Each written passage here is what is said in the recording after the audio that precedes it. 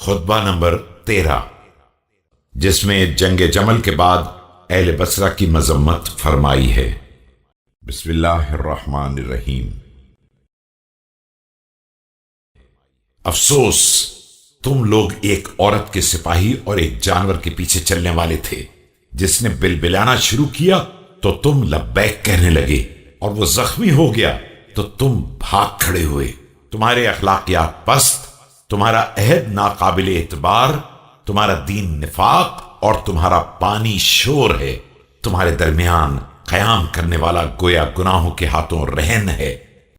You were the army of a woman and in the command of a quadruped.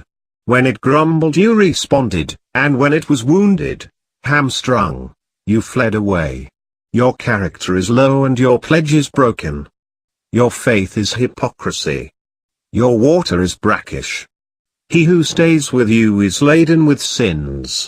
और तुमसे निकल जाने वाला गोया रहमते परवरदिगार को हासिल कर लेने वाला है। मैं तुम्हारी इस मस्जिद को इस आलम में देख रहा हूं जैसे कश्ती का सीना। जब खुदा तुम्हारी जमीन पर ऊपर और नीचे हर तरफ से अजाब भेजेगा और सारे अहले शहर गर्क हो जाएंगे। And he who forsakes you secures Allah's mercy. As though I see your mosque prominent, resembling the surface of a boat, while Allah has sent chastisement from above and from below it, and everyone who is on it is drowned.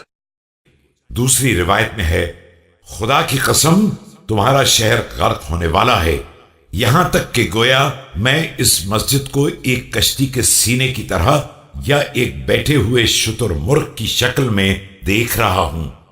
तीसरी रिवायत में है, जैसे परिंदे का सीना समंदर की गहराइयों में है।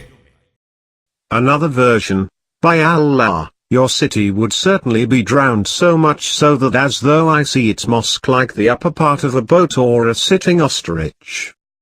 Another version, like the bosom of a bird in deep sea.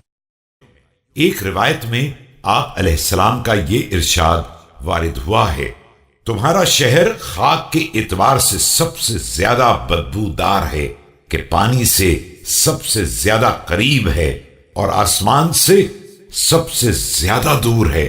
इसमें शर के 10 हिस्सों में से 9 हिस्से पाए जाते हैं। इसमें मुकीम गुनाहों के हाथों गिरफ्तार है और इससे निकल जाने वाला अफ़्वे इलाही में दाखिल हो गया। Another version, your city is the most stinking of all the cities as regards its clay, the nearest to water and remotest from the sky. It contains 9/10 of evil. He who enters it is surrounded with his sins, and he who is out of it enjoys Allah's forgiveness. गोया मैं तुम्हारी इस बस्ती को देख रहा हूं कि पानी ने इसे इस तरह ढांप लिया है कि मस्जिद के कुंगरों के अलावा कुछ नजर नहीं आ रहा है, और वो कुंगरे भी जिस तरह पानी की गहराई में परिंदे का सीना।